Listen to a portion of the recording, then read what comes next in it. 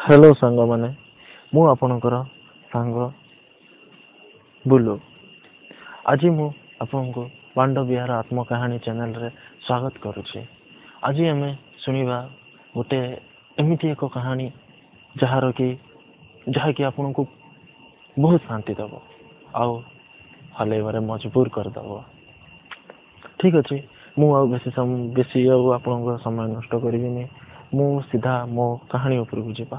ये कहानी हूँ मो निज कहानी पखापाखि 5 वर्ष तलर कथा हेब। से मु गोटे छोट ऑफिस रे काम करुଥିଲି। सेठी मोर गोटे झील सहित चिन्हा परिचय है। से झीर ना थिला टीना। टीना टीना कथा मु कौन कहबी। टीना देखा बहुत सुंदर बहुत सुंदर। तार दुधर साइज प्राय सेते बेले 32 हेब। आउ भल फिगर से मेंटेन करिथिला। ताको देखिला दिन मु ता सहित किपरि सेक्स करी से कथा भाभी भाभी बहुत मु दुर्बल हो जाइथिली। डेली राति रे तारी स्वप्न मु देखे आउ ताको किपरि गेहिबी से कथा भाभी भाभी राति सारा मु हला। किंतु केबे से सुजोग मते मिली नथिला। आपण माने सुनुछंती स्टोरी पांडव विहार आत्मकाहानी चैनल रे। किंतु धीरे धीरे आमर संपर्क कथबार्ता आरंभ हो चलला। तापर धीरे धीरे आम बंधु हो गलु। दिने से एकुटिया बसी थाए मु ता पाखरे गली। से दिन वर्षार संध्या होता है। वर्षा झिप झिप वर्षा होता है। आ वर्षा जो आम दुहे घर को जाई पार्लुनु। आमको बाध्य है कि ऑफिस रे रहिबा को पड़िथिला। मु ता विषय सबू पचारि बुझिली। ता भल मंद सुख दुख सब विषय में पचारि बुझिली। से भी मते सब कथा खोलिकी कहला। प्राय आम 3 घंटा खंडे बितेलु। कॉफी पीलु आउ गरम गरम पकुड़ी भी आम खाइलु। आउ ऑफिस रे बसिकी एमिति आम कथाबार्ता हेथाउ। तापर धीरे धीरे मु तार पर्सनल लाइफ को मु एंट्री कली। पर्सनल लाइफ माने तार अतीतर कथा कहू कहू से मु जानी से मते किसी कहबाकू चाहूनी। किंतु मु ताकू कथार एते मु बुड़े देइथिल जे से न कही किसी रही भी पारलानी। कहू कहू से ता बॉयफ्रेंड विषय कहीदेला। तार बॉयफ्रेंड रो नाम थिला मानस। से ता स्कूल बड़र बॉयफ्रेंड। किंतु तांको भितर एबे कोनोसी संपर्क नथिला। संपर्क तांकर सेई नटु भांगी जाइथिला जब कि से दुहे स्कूल छाड़ी माने कॉलेज को जाइथिले। असुविधा ये रही जे माने मोर फ्रेंड जे एबे हो जाइए टीना सी एबे अलगा कॉलेज रे थिला। आउ से पुओ मानस सी अलगा कॉलेज रे थिला। तो दूरता दृष्टि तांकर संपर्क आगू को जाई पार नथिला। आ संपर्कटी भांगी जाइथिला। सेठु मु ताको आउ किछि कथा पचारिली जोटा कि आपण सुनिले हैरान हो जिवे। आपण जानिबा को चाहछन्ती सेटा कोन। ठीक अच्छे मु भी आज आपन को सब खोलिकी मु कहबा को चाहूँगी। कहीं ना आपण मु जाने आपण मो चैनल रो गोटे रेगुलर व्यूअर। ठीक अच्छे आपण को सपोर्ट जेहेतु मो चैनल प्रति अच्छी मु भी आपन को किसी लुचेबा को चाहे ना। मु भी सब सत घटना मु कहबा को चाहूँगी। ठीक अच्छे तो ताकू एमिति कहू कहू थरे मु पचारि देली तमे कहा सह केबे सेक्स करिसो कि। से प्रथम लाजि गला आउ कहला ना। मु कहली सत्य को आम दु जन भल सांग ना। से हाँ कहला। तो से सत कहला जे ना मु एमती केबे भी करिनी कि केबे भी इच्छा तो बहुत है मोर। किंतु केबे भी मु सुजोग पाइनी कहीं से भली पिला मते मो पसंदर पिला मते मिली ना। ठीक अच्छे मु ताको पचारि आउरी बाध्यतारे पचारली। आउ कहू कहू से कहला जे हाँ मोर इच्छा भी अच्छी किंतु मु से भली पिला मु खोजी करी पाइनी। तो मु कथा उड़ारे मु ताको पचारि देली जे मु तुमको किपरि लागे। से कहला हाँ भल लाग तमे। मु कहली ना से भल नु आउ किछि। तो से कहला मु बुझी पारनी कौन कहछ खोलिकी कह प्लीज। मु कहली देख तुमको जब तुम जब आम ऑफिस रे जॉइन करछ मु तुमको ही देखुची ऑफिस रे बहुत झियो काम करछन्ते किंतु मो नजर कहा प्रति केबे जाइनी से कहला सतरे मु कहले हां तो एमती किछि मिनिट कथा वर्षा पर मु ताको कहितले जे मु तुमको भलो पाए से भी आ मना करि पारलानी से भी मो कथारे राजी हे गला आ कहला ठीक अच्छे एमती किछि दिन रो संपर्क हमर सांगरू भलो पाइबा को पड़ैथिला जे आमे गोटे लवर हे जाइथिलु आमे दुहे प्रेम रे बुडी जाइथिलु तो एमती किछि दिन गला परे सम्मान वर्षा राति गोटे आसिला तो आमे समिति अधा आमे ऑफिस रु बाहरी आसी थाउ अधा रास्ता रे वर्षा हला आमे दुहे बाइक रे जाउथुलु अधा रास्ता रे वर्षा हला बहुत जोर से वर्षा हला तो सहीठी मोर गोटे सांगर रूम थिला आउ मु कहली गोटे काम करिवा चलो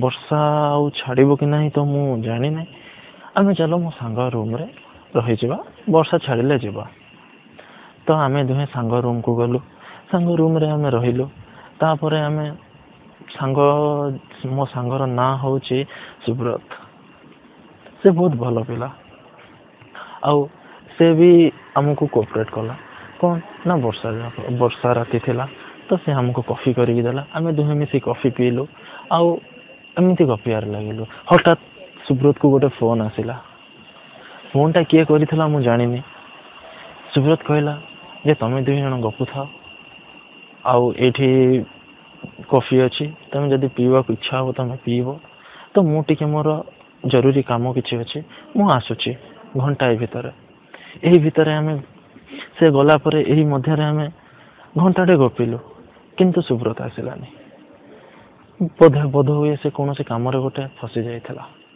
तो एमती आमे बसे कि टीवी देखुथलु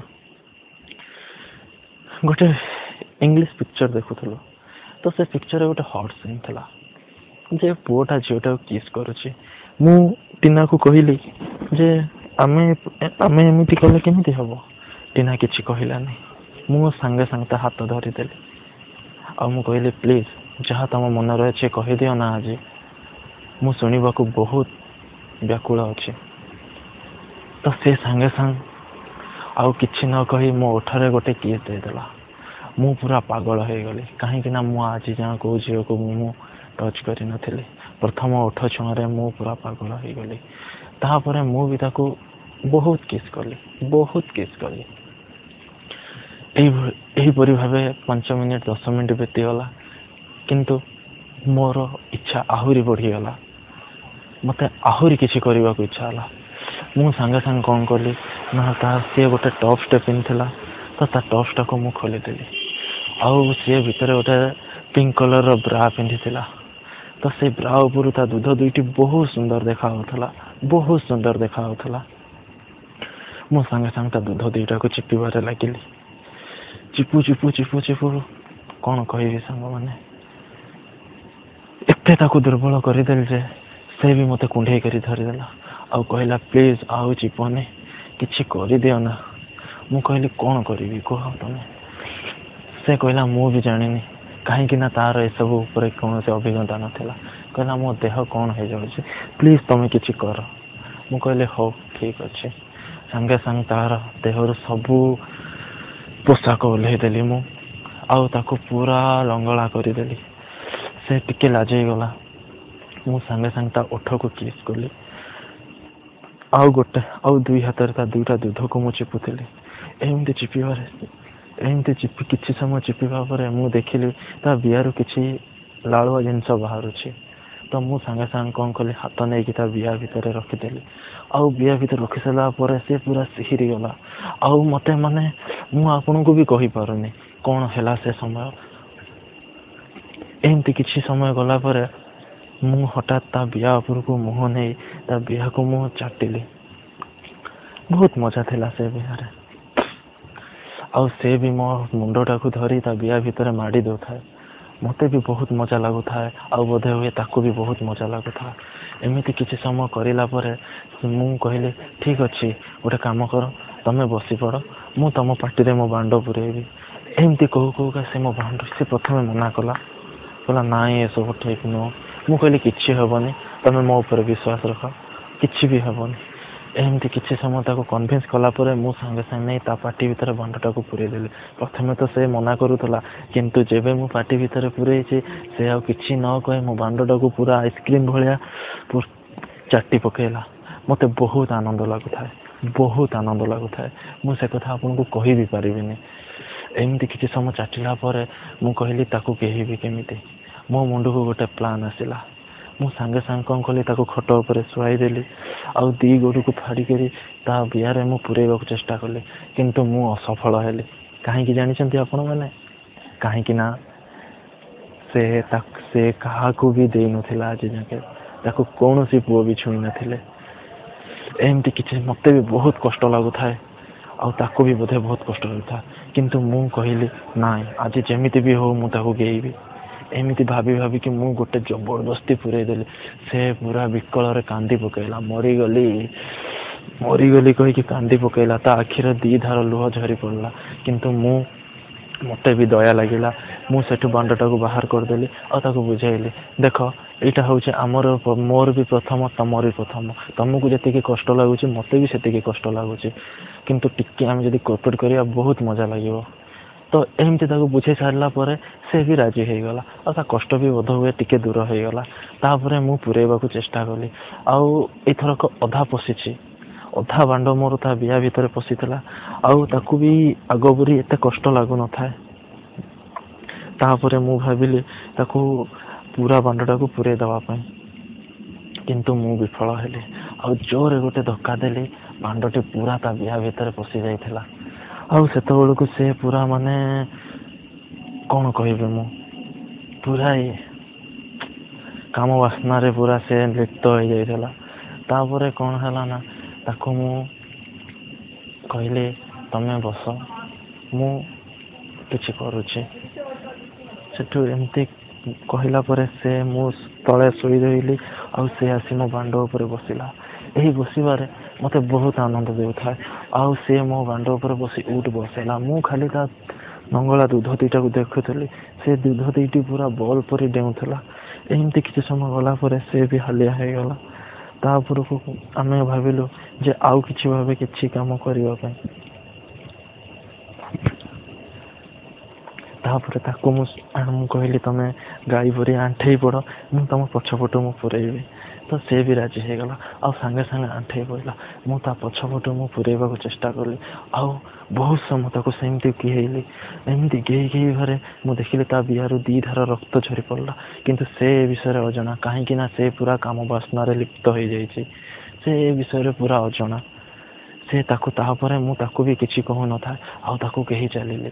ଏମିତି ଅଧଘଣ୍ଟା ପ୍ରାୟ ଗେହିଲା ପରେ ମୋ ବାଣ୍ଡରୁ କିଛି ପାଣି ବାହାରିବାକୁ ଲାଗିଲା ଆଉ ମୁଁ ତାକୁ ପଚାରିଲି, ଆଉ ସେ ଯେମିତି ଦେଖିଦେଇଛି ସେ କହିଲା ନା ନା ନା, ଏସବୁ ଠିକ୍ ନୁହଁ, ମୁଁ ପ୍ରେଗନେଣ୍ଟ ହେଇଯିବି, କିଛି ଅସୁବିଧା ହେଇଯିବ, ତମେ ପ୍ଲିଜ୍ ଏମିତି କରନି। ତ ମୁଁ ସାଙ୍ଗେ ସାଙ୍ଗେ ମୁଁ ତା ବିଆରୁ ମୋ ବାଣ୍ଡଟାକୁ ବାହାର କରି ତା ଦୁଧ ଉପରେ ପକେଇଦେଲି। ମୋର ବାଣ୍ଡର ସବୁତକ ବୀଜ ତା ଦୁଧ ଉପରେ ପଡ଼ିଗଲା। ତା ଗୋରା ଗୋରା ଦୁଧରେ ମୋ ଧଳା ଧଳା ବୀଜ ପୁରା ମୋତି ପରି ଚମକୁଥାଏ। ଏମିତିରେ ଆମେ ଦୁହେଁ ପୁରା ହାଲିଆ ହେଇଯାଇଥିଲୁ ଆଉ 10 ମିନିଟ୍ ଏମିତି ବସିଲା ପରେ ଆମେ ଦୁହେଁ ବସିକି କଥା ହେଲୁ। ତାପରେ ସେ ମୋ ଉପରେ ଦୁର୍ବଳ ହେଇକି ଶୋଇକି ରହିଲା ଆଉ ଏହି ସମୟ ଭିତରେ ତା ଦେହର ସ୍ପର୍ଶରେ ମୋର ଉତ୍ତେଜନା ପୁଣି ବଢ଼ିବାକୁ ଲାଗିଲା ଆଉ ମୋ ଉତ୍ତେଜନା ଏତେ ଚରମ ସୀମାକୁ ପହଞ୍ଚି ଯାଇଥିଲା ଯେ ମୁଁ ଆଉ ଥରେ କରିବି ବୋଲି ଭାବିଲି। ତ ମୁଁ ସାଙ୍ଗେ ସାଙ୍ଗେ ତାକୁ ପୁଣି କହିଲି ଆଉ ଥରେ କରିବି। ସେ ବି ମନା କଲା ନାହିଁ ଆଉ ତାକୁ ପୁଣି ସେ ଚିତ୍ ହେଇକି ଶୋଇଥାଏ ଆଉ ମୁଁ ତା ଉପରେ ଶୋଇ ରହି ତା ବିଆରେ ବାଣ୍ଡଟାକୁ ପୁରଉଥାଏ। ପୁରା ସେ ରୁମ୍ଟି ସାରା ପୁରା କଚ୍ କଚ୍ ପଚ୍ ପଚ୍ ସାଉଣ୍ଡରେ ପୁରା ମାନେ କମ୍ପମାନ ହେଇଯାଉଥାଏ ସେ ରୁମ୍ଟି ଆଉ ମୋତେ ବହୁତ ଆନନ୍ଦ ଲାଗୁଥାଏ। ଏମିତି କିଛି ସମୟ କଲା ପରେ ମୋ ବାଣ୍ଡରୁ ପୁଣି ବୀଜ ବାହାରିବାକୁ ଲାଗିଲା ଆଉ ସେ ବୀଜତକ ମୁଁ ପୁଣି ତା ପେଟ ଉପରେ ପକେଇଦେଲି ଆଉ ହାଲିଆ ହୋଇ ତା ଉପରେ ଶୋଇ ରହିଲି। ଏମିତି ସେ ରାତି ପ୍ରାୟ 11ଟା ହେଇଯାଇଥାଏ। ଆମେ ବସିଛୁ ତା ରୁମ୍ରେ 7ଟାରୁ। 4 ଘଣ୍ଟା ଭିତରେ ମୁଁ ପ୍ରାୟ 10 ଥର ଖଣ୍ଡେ ତାକୁ କରିଥିବି ଆଉ ସେ ବି ମନା ବି କଲା ନାହିଁ। ଏମିତି ଆମର ସମ୍ପର୍କ ଗଢ଼ି ଉଠିଲା ଆଉ ବି ମୋତେ ବହୁତ ଥର ତା ସହିତ ସେକ୍ସ କରିବାକୁ ସୁଯୋଗ ମିଳିଛି। ବାକି କାହାଣୀ ମୋର ନେକ୍ସଟ ଏପିସୋଡ଼ରେ ଶୁଣନ୍ତୁ ଆପଣମାନେ। Bye bye good night. जदि मो कहानी भल लगी था लाइक और सब्सक्राइब करने को भूलिए नहीं सांग मैंने।